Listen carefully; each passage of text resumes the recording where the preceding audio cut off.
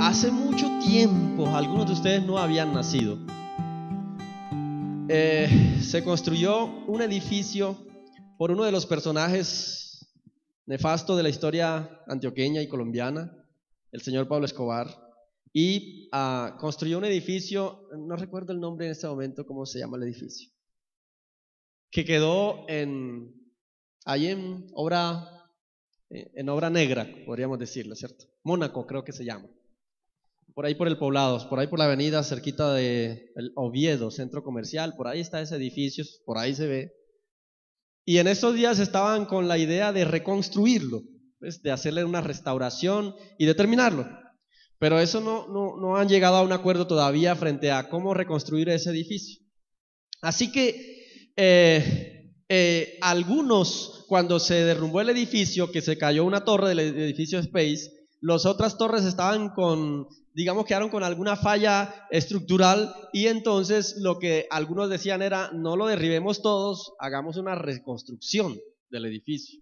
Obviamente, ni siquiera, si yo hubiera tenido un apartamento en los otros edificios, tampoco hubiera aceptado eso. ¿Quién se atrevería a vivir tranquilo en un apartamento, en un edificio que está en riesgo, ¿cierto? Nadie. Pero esto implicaba que hubo algunas fallas en la construcción, empezando por los permisos, y por eso hay mucha gente, algunos están en la cárcel, otros están huyendo, en fin, eso todavía está en juicio. Pero empezó a haber fallas desde el permiso de la curaduría, es decir, no todo fue transparente, no todo fue íntegro. La construcción no fue realmente íntegra porque empezó a haber fallas desde allá, ¿cierto? Y parece ser que algunos constructores utilizan algunos elementos viejos. Por ejemplo, las varillas para construir los edificios requieren que sea, dependiendo de la altura, requiere que sea un grueso, ¿cierto? Una recomendación de gruesa. Aquí está el arquitecto, él sabrá.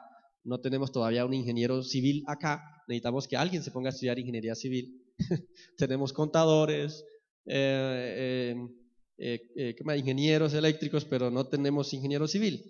Así que este tipo de construcción requiere, dependiendo de la construcción, unos tipos de elementos.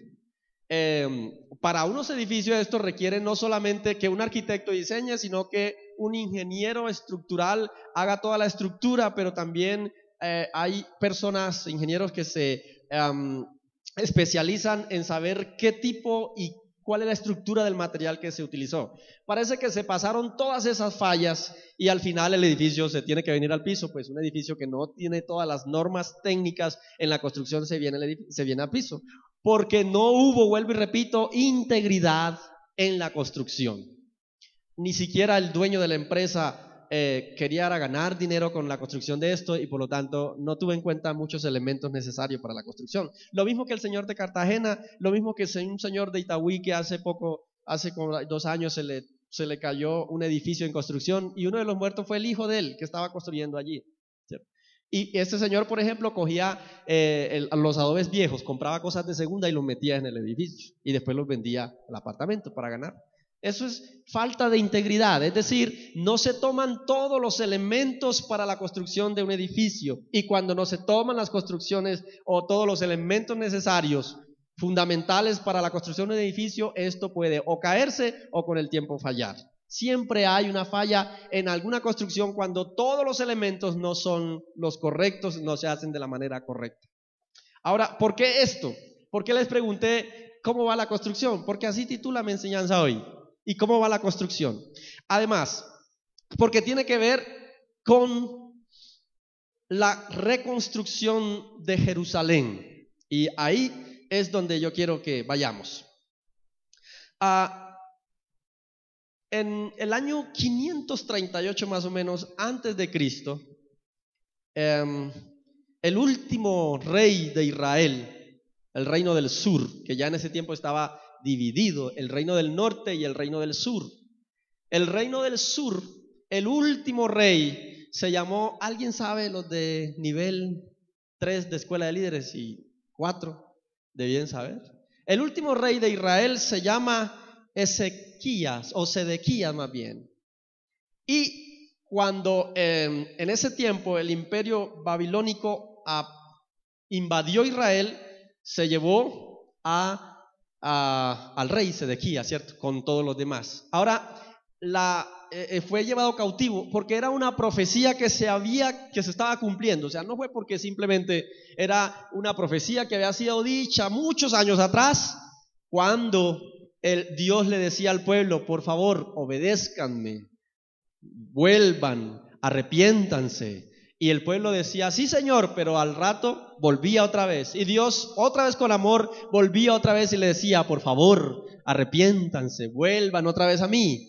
Y el pueblo decía: sí, Señor, y al rato se olvidaban, y otra vez. Y para rematar venían unos reyes, que si usted lee en el libro de Reyes, primera y segunda de Crónicas, se van a encontrar que casi todos dicen: hicieron lo malo delante de los ojos del Señor, siendo, se supone que el pueblo escogido por Dios. Así que Dios decía: por favor, vuelvan otra vez, vuelvan. Y ellos no se arrepentían, hasta que Dios dijo: no quiero desaparecerlos de la tierra, pero van a ser cautivos, van a ser llevados cautivos. Así que vino un imperio que se llamaba en ese tiempo el Imperio Babilónico y se llevó cautivo a Israel. Fueron, digamos, en tres momentos fueron llevados. El primer bloque fue llevado el primer bloque que se llevaron presos fueron a los Daniel y sus compañeros, ¿cierto? Y luego otro bloque se llevaron preso con Ezequiel y se llevaron a un bloque. Y el último bloque fue con el rey. Se llevaron a Sedequías con todos los demás. Y dejaron a las personas más pobres, a los que no tenían como fuerza para trabajar allá como esclavos en Babilonia, los dejaron allá. Pero el problema no es que no solamente se los llevaron presos, sino que destruyeron la ciudad. Los muros de Jerusalén lo destruyeron.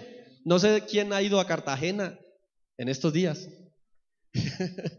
Pero ahí están las murallas viejitas, ¿cierto? Pero las murallas de Jerusalén, que era una ciudad fortificada, la destruyeron toda. Pero el problema no solamente fue ese, sino que destruyeron el templo que había construido Salomón unos años atrás. Lo destruyeron del todo. Pero no solamente lo destruyeron, sino que se robaron los utensilios del templo. Es como si alguien viniera acá y se robara la batería. Dios nos guarde de eso. Se llevara todas las cosas que hay aquí y tumbara el edificio, bueno, ¿cierto? Se llevó todo, pero el problema es que, bueno, acá la batería no es de oro, ni esto es de oro, pero la mayoría de las cosas que habían en ese templo eran oro. Inclusive parte del templo tenía cosas forradas en oro, y todo eso lo desprendieron y se lo llevaron. Total, que Jerusalén y el templo quedó en ruina total. Pasaron 70 años, que era también una profecía que había sido dada en Isaías, que dijo: su cautividad demorará 70 años. Así que el rey Ciro hizo un decreto a los 70 años de estar cautivo, diciendo que iba a dejar libre al pueblo. El rey Ciro dio un decreto y él dijo: no sé por qué se le dio, parece que alguien le mostró la profecía de Isaías, que se había dicho muchos años atrás, y estaba el nombre de él. No sé si el rey, cuando Isaías dio la profecía, ya estaba el niñito por ahí, Cirito, estaba por ahí corriendo, Cirito, ¿cierto?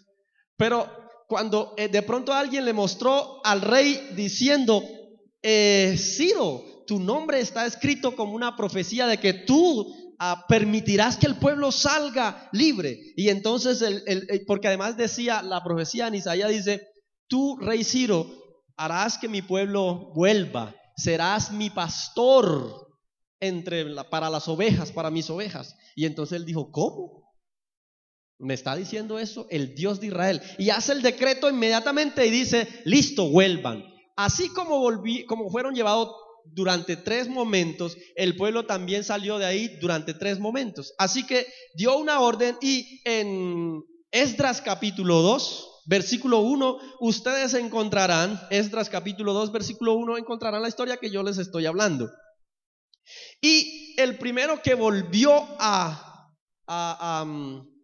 Jerusalén fue Zorobabel. Zorobabel es el nombre de un hombre, No va a creer que es de un animalito, de un perro. Es Zorobabel. Y Zorobabel salió con un grupo de personas. Algunos dicen que la cantidad de personas que salió con Zorobabel fueron más o menos 8,000 personas. Y el rey les dio la autorización de que fueran a construir el templo. Esa fue la orden que dio el rey. No le dijo otra cosa, sino les dio la orden de la reconstrucción del templo. Así que Zorobabel llevó un decreto del rey con todo, además le dieron todos los utensilios, le devolvieron lo que habían robado hacía muchos años atrás, lo devolvieron con ello y se fueron con Zorobabel a la reconstrucción del templo. Así que cuando estaban allá, ellos empezaron la reconstrucción del templo, pero habían otros que vivían allá. Algunos dicen que era la generación de los samaritanos que estaban viviendo allá después que se llevaron cautivo a Israel. Entonces los samaritanos invadieron ese espacio. Así que cuando vieron que los judíos habían llegado y estaban reconstruyendo el templo, ellos se dijeron: venga, nosotros le vamos a ayudar también, ¿cierto? Empecemos, queremos ayudarle. No se opusieron, sino que lo que dijeron fue: queremos ayudarle. Y entonces Zorobabel los quedó mirando en la cara, a los ojos, y entonces él dijo: pero es que ustedes adoran a otros dioses. Los que estaban allá estaban adorando a otros dioses. Entonces, porque estos personajes le dijeron: nosotros queremos ayudarle porque queremos también adorar al Dios que ustedes adoran. Es decir, ellos estaban adorando a otros dioses, pero también querían ahora incluir dentro de la lista de los dioses al Dios de Israel. Entonces Zorobabel les dijo: no queremos incluirlos a ustedes, porque es que después esto nos los vuelven una mazamorrera, como dicen popularmente, ¿cierto? Aquí entonces no se sabe, van a traer también sus dioses, también empiezan aquí, y esto se vuelve otra vez, y resulta que nosotros fuimos llevados cautivos por haberle fallado a Dios, por haberle adorado a otros dioses, y ahora vienen estos, nos quieren ayudar y nos van a contaminar la construcción. Entonces Zorobabel dijo no, pero a ellos no les gustó la situación. Y entonces pasaron unos años y entonces vino otro rey y otro emperador, y ellos empezaron a oponerse y le mandaron una orden, un aviso al rey diciendo: venga, acá están invadiendo esto, ustedes se van a dejar construir el templo. Y empezaron a amenazarlos, y Zorobabel le dio miedo la amenaza y paró la construcción del templo. Y entonces pasaron 30 años en que el templo quedó medio construido, o sea, casi que en ruina otra vez. Pues porque 30 años después que uno empieza a construir, eso parece ruina después, ¿cierto? 30 años después, cuando aparece Esdras, y eso lo encontramos en el capítulo 7 de Esdras. Esdras 7.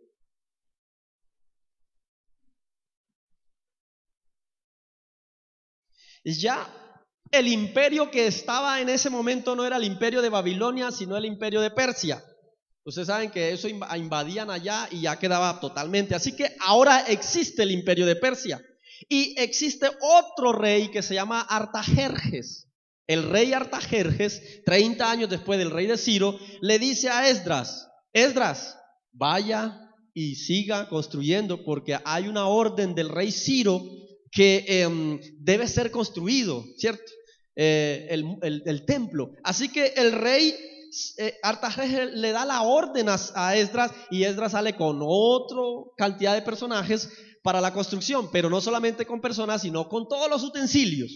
Así que van allá y empieza otra vez la construcción del templo. Lo que pasa es que con el tiempo la gente empezó a darle como pereza a la cosa. Después, cuando llegó a Esdras, empezó la construcción del templo. ¿Y saben qué fue lo que pasó? Que la gente empezó como a descuidarse. Y con el tiempo dejaron de construir el templo y se dedicaron a construir las casas de ellos. Y entonces ahí es donde se levanta Ageo, Zacarías, que esos eran los profetas que habían en ese tiempo, y empezaron a decirles: por favor, Dios les dio la orden a ustedes para que vinieran a construir el templo, no sus casas. Y lo que estaba pasando aquí era que ellos se dedicaron a construir las cosas, pero resulta que su vida espiritual no pasaba nada. O sea, estaban construyendo cosas, pero no estaba pasando nada en la relación con Dios. El pueblo seguía pecando, el pueblo seguía alimentando una cantidad de cosas. El pueblo se seguía alejando de parte de Dios. El pueblo seguía buscando otras cosas, pero aunque habían construido ya el templo, no estaban acercándose a Dios. Inclusive hasta los propios sacerdotes del templo se habían casado con mujeres de otras nacionalidades, que eso no era prohibido en la ley judía. Nadie se podía casar con otra persona que no fuera judía.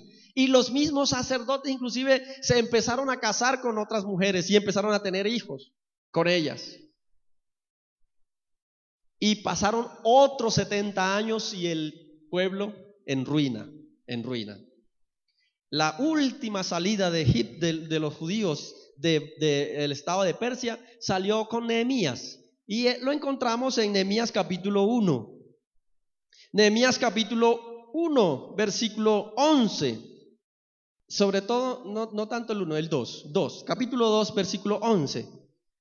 2:11 dice: llegué pues a Jerusalén, y después de estar allí 3 días, me levanté de noche y unos pocos varones conmigo. Y ahí empieza la historia, ya no de Esdras, sino de Nehemías. Nehemías es el último hombre y con él salió la tercera, ¿cómo le llamaría? La tercera fase de la liberación, del regreso del pueblo.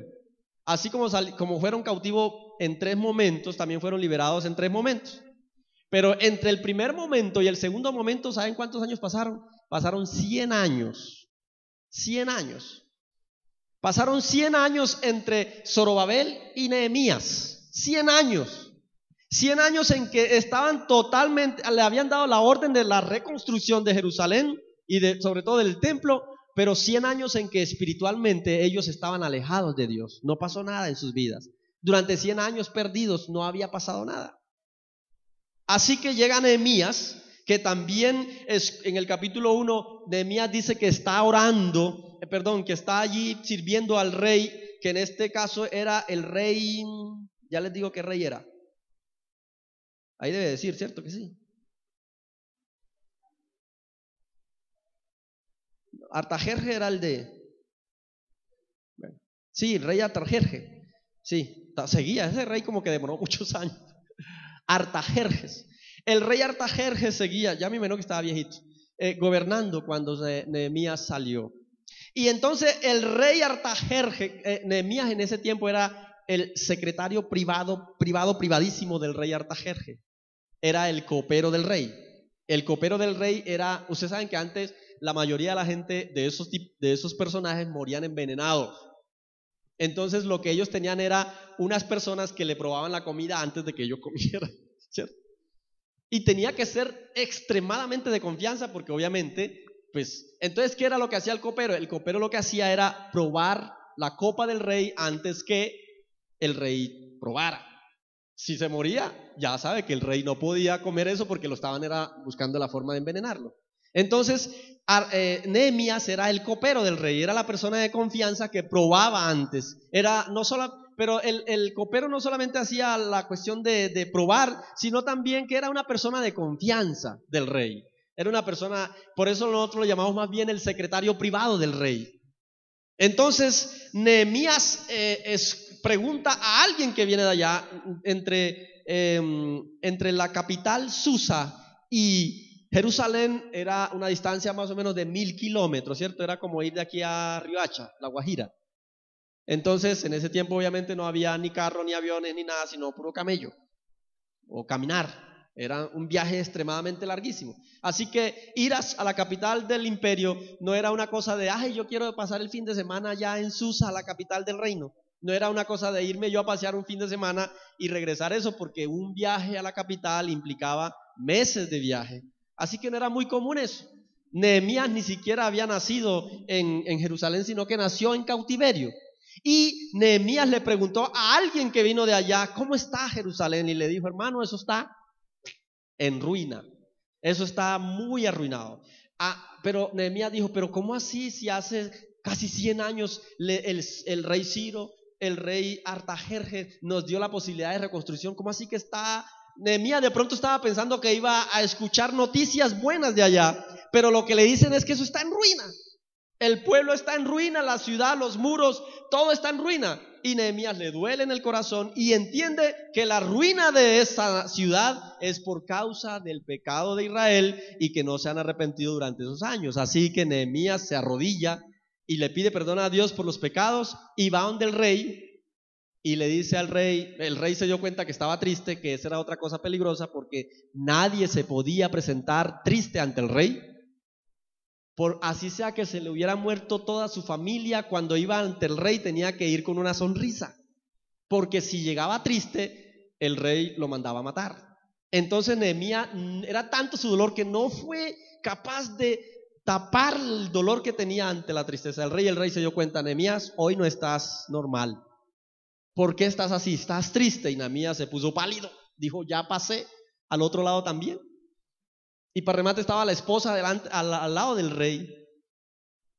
Y entonces a veces en ese tiempo las esposas, las reinas, tenían un poder muy influyente en los reyes. De pronto la reina le dijo: no lo vas a matar, está triste, está irrespetando el decreto. Pero era una persona de confianza. Y entonces Nehemías le dice: pero ¿cómo no va a estar triste mi corazón, oh rey? Si acabo de escuchar la noticia de que Jerusalén está en ruina. Y hace 100 años han estado tratando de construirlo y no hemos podido, y el pueblo está en ruina y todo está en ruina. Y entonces el rey le dijo: ¿pero qué quieres? Y Nehemías, que ya había hecho un papelito donde tenía todo lo que iba a pedirle, sacó el papelito: ve al rey, lo que yo quiero son 18 millones de adobe, 4,000 bultos de cemento y no sé cuántas varillas y una cantidad de cosas, madera, la reconstrucción de una ciudad. Y dice la Biblia que el rey le dijo y se lo concedió todo, según la benéfica mano de Dios sobre él. Y no solamente eso, sino que le dijo: ¿qué más quiere? Te doy permiso para que cojan madera de allá, de los bosques, y traigan eso. Y les dijo: te vas a llevar un ejército para que te cuide. Y montó una cantidad de carros, toda esa cantidad, iban unas tractomulas grandes, ¿cierto? Realmente, literalmente unas tractomulas, o sea, unas cosas arrastradas por unas mulas. Sí, eso era lo que iban arrastrando verdaderas tractomulas, cargadas de todo cuanto existía, alimento y todo eso. Allí empezó la reconstrucción. Cuando llega allá, Nehemías hace una inspección de todo y empieza a decirle a los personajes que vivían allá que iban a la construcción. Así que Nehemías empieza a construir el muro, que fue lo primero que construyó, el muro de Jerusalén, que estaba destruido. Y luego reconstruyen, también arreglan todo, inclusive hasta el templo, le echaron pintura y lo volvieron a poner bonito. Todo fue construido otra vez.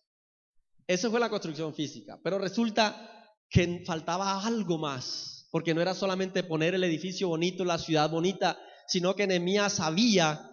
Recuerden lo que dice en el capítulo 1 de Nehemías, que él lloró amargamente por el pecado, y él dijo: lo que pasa es que aquí no solamente ha pasado que no hemos podido construir el muro, es porque tampoco nos hemos arrepentido, no hemos buscado a Dios. Así que Nehemías, en el capítulo 8 de Nehemías está Esdras. Esdras es el sacerdote del templo, que todavía está ahí viviendo. Esdras. Allí encontraron el rollo, o sea, no es que era un rollo, pues el rollo de la ley, ¿cierto? Era el rollo de la ley, que en ese tiempo no era un libro así, sino que era un rollo que se enrollaba y se desenrollaba y lo leían. Eso estaba por allá escondido, nadie se había dado cuenta de eso estaba por allá botado. Y Esdras, el sacerdote, viene y lo lee. Y cuando lo lee delante del pueblo, la Biblia dice, mire lo que dice la Biblia en capítulo 8, versículo 1. Venido el mes séptimo, los hijos de Israel estaban en sus ciudades, y se juntó todo el pueblo como un solo hombre en la plaza que está delante de la puerta de las aguas, y dijeron a Esdras, el escriba, que trajese el libro de la ley de Moisés, la cual Jehová había dado a Israel. Y el sacerdote Esdras trajo la ley delante de la congregación, así de hombres como de mujeres y de todos los que podían entender, el primer día del mes de séptimo. Ahora, mire, esto es importante, muy importante, porque la Biblia nunca casi registra que las mujeres estaban involucradas, ¿cierto? No dicen, cuando por ejemplo cuando Dios alimentó o Jesús multiplicó los panes y los peces, dice que habían 5,000 hombres, pero nunca se refiere a con las mujeres y los niños. Si ustedes leen el libro de la Biblia, no van a encontrar que casi nunca se encuentra que se hace referencia a las mujeres también cuando dicen 5,000 hombres, 10,000 hombres, nunca se hace referencia. Pero aquí nos está haciendo referencia de que había la multitud de hombres y mujeres, y no solamente eso, sino y los que podían entender. O sea, estaba incluyendo también a los ¿quién? A los niños. Significa que esto no lo pudieron hacer dentro del templo, porque en el templo no entraban las mujeres sino los hombres. Entonces tenía que ser afuera, en la plaza de Jerusalén. Y se hace referencia a que estaban en los que podían entender. No estaban tampoco todos los niños. Según la ley judía, los que podían entender era a partir de los 12 los niños y los 13 las niñas.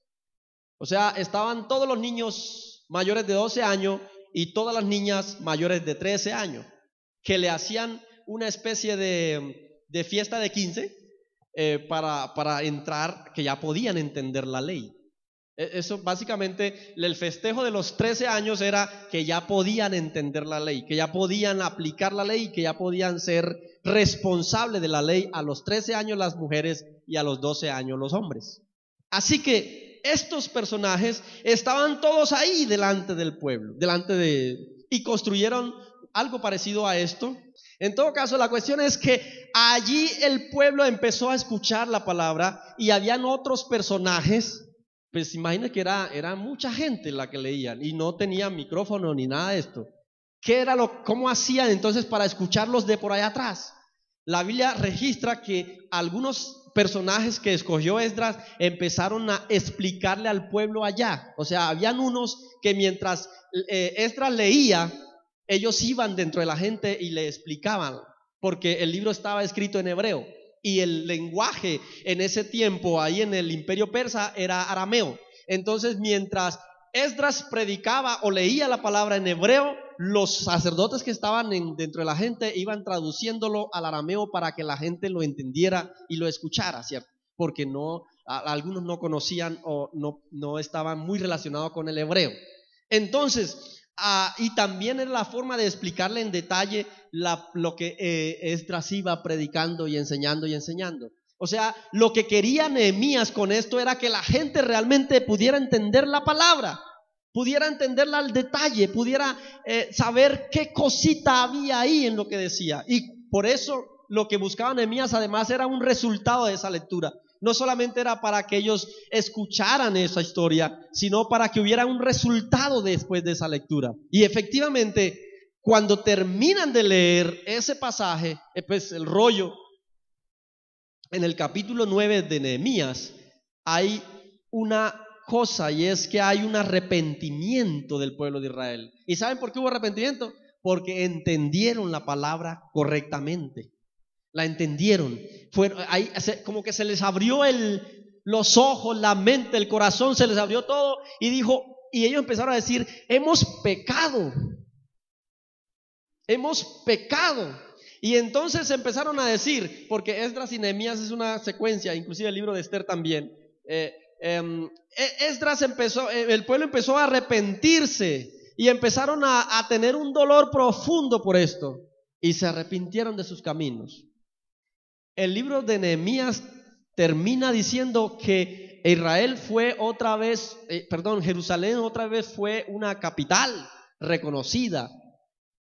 Y aquí es donde yo quiero aplicar esto. Ustedes dicen: ¿pero eso qué tiene que ver con nosotros, pastor? ¿Qué tiene que ver eso conmigo? Sí tiene que ver mucho más de lo que usted cree. Porque usted no sabe, yo tengo como 15 días de estar echándole cabeza a esta enseñanza. Échele cabeza: Señor, ¿cómo aplico yo esto? Porque lo leía y yo, ¿cómo aplico a esto? ¿Cómo aplico esto a la realidad nuestra? Y aunque es una predicación más alegórica, pero de todas maneras lo que quiero decirles es: nosotros creemos muchas veces que venir a la iglesia o llamarme cristiano, ya Dios puede bendecirme, ya Dios puede tocarme, ya Dios puede ministrarme. Y le puedo exigir a Dios que me bendiga y que me haga esto. Por el hecho de llamarme cristiano o de ir a la iglesia. Y no solamente a la iglesia cristiana, a la misa inclusive. Por el hecho de ir a la misa todos los domingos. Ya Dios tiene que bendecirme. Ya Dios tiene que bendecirme. Ya Dios tiene el deber de bendecirme. Pero déjenme decirle que no. Porque el pueblo de Israel fue enviado a la construcción, construyeron el templo efectivamente, pero eso no hizo, construir el templo no hizo que Dios los bendijera, porque estaban alejados de Dios en el corazón. No era el templo, era el corazón de ellos que estaba alejado. No era meramente construir el templo, sino que el corazón de ellos estaba alejado. Y por eso vivían en ruina todavía. Por eso vivían, no aprovechaban lo que ellos sembraban. Estaban en ruina total. Luego vino y la construcción del muro. La construcción del muro implica una cosa tremenda. Porque ¿qué es el muro en una ciudad? Es que protección, escudo, ¿cierto? Y resulta que ellos construyeron el templo, pero no reconstruyeron las murallas, es decir, no hicieron escudo alrededor de ese monumento religioso que implicaba el templo. Y por eso seguían en ruina, por eso cualquiera podía invadir, destruir e irse, porque no había un muro que los protegiera. Y esto también tiene que ver con nosotros. Porque mi relación con Dios, el monumento espiritual que es mi corazón, recuerda que yo soy templo del Espíritu Santo, tiene que estar protegido. Tiene que haber un cerco de protección, y eso, más que hacer guerra espiritual, es una cuestión de voluntad, de yo querer cambiar, de yo querer ser transformado, de yo querer que Dios haga cosas en mí. Pero resulta que no solamente eso hace que yo cambie o sea transformado. Hay algo muy importante que pasó aquí, que fue lo que hizo que con Nehemías funcionara la cosa. Con Zorobabel no funcionó, porque construyeron solamente el templo, pero no se arrepintieron. Con Esdras tampoco, pero con Nehemías sí, porque con Nehemías lo que pasó fue que ellos realmente entendieron la palabra y se arrepintieron de corazón. Entonces, ¿qué es lo que pasa aquí? Es importante entender que, vuelvo y repito, el hecho de que yo venga a la iglesia, el hecho de que yo esté hoy aquí sentado, no significa que Dios entonces lo va a bendecir porque usted vino hoy. No. Hoy inclusive adquiere usted mayor responsabilidad por haber escuchado la palabra sin haberse arrepentido. Pero el hecho de que usted haya hoy venido a la iglesia no significa que ya ahorita que salga a las 8 de la noche y cuando llegue a la casa levante el colchón, va a encontrar ahí unos fajos de plata que ya el Señor me bendijo. Uy, la nevera está llena.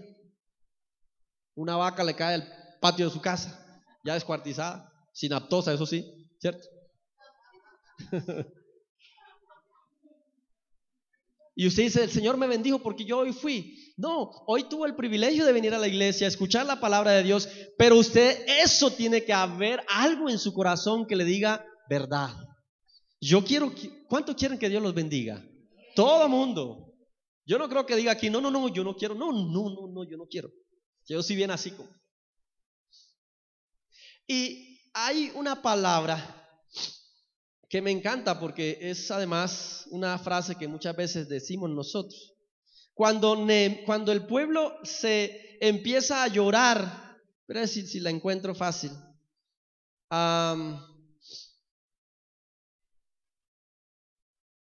Dice el capítulo 8, versículo 9, 8 de Nehemías. Y Nehemías el gobernador y el sacerdote Esdras, escriba, y los levitas que hacían entender al pueblo, dijeron a todo el pueblo: día santo es a Jehová nuestro Dios, no os entristezcáis ni lloréis, porque todo el pueblo lloraba oyendo la palabra de la ley. Luego dijo: id y comed y bebed vino dulce y enviad porciones, y bueno, toda una cantidad de cosas. Pero estoy buscando el versículo que dice: la fortaleza, el gozo del Señor, nuestra fortaleza es. Dice: no os entristezcáis, porque el gozo de Jehová es vuestra ¿qué? Vuestra fortaleza. La cosa aquí es que nosotros tenemos que entender algo. Este versículo es muy bonito porque nosotros creemos que por eso mucha gente no se acerca a Dios, porque cree que ellos mismos pueden suplir sus necesidades, porque ellos mismos creen alcanzar el éxito. Y encontramos multitudes de personas en el mundo creyendo que ellos sus logros, sus éxitos los han conseguido porque ellos mismos han sido los responsables de eso, porque ellos mismos los han logrado, ¿cierto? Pero no es así. Cuando Nehemías le dice al pueblo: vayan, no estén llorando, por el contrario, hoy es día de fiesta, hoy es día de regocijo, porque ustedes hoy han entendido la palabra y ha habido arrepentimiento, y ahora aténganse porque van a ser bendecidos. Porque es que la única forma de nosotros ser bendecidos de parte de Dios es que haya en nuestros corazones verdadero arrepentimiento. Y el arrepentimiento viene cuando hay verdadero entendimiento de la palabra. Cuando yo soy consciente que realmente tengo necesidad de Dios. Cuando yo realmente tengo necesidad, siento y soy responsable de eso y digo: realmente hay necesidad de Dios en mi corazón. Si usted no siente necesidad de Dios en su corazón, usted nunca va a dar el paso de arrepentirse. Nunca. Porque no lo necesita. Porque usted cree que no lo necesita. Pero como yo he dicho muchas veces aquí, el vacío que tenemos es ¿de qué? Del tamaño de Dios. Todos los hombres y mujeres de la tierra tienen un vacío que es del tamaño de Dios. Nadie más lo puede llenar. Por eso hay mucha gente que piensa llenarlo a través de la farándula, a través del vicio, el sexo desenfrenado, a través de las riquezas, pero nada lo llena, y por eso se suicida la gente rica, la gente famosa.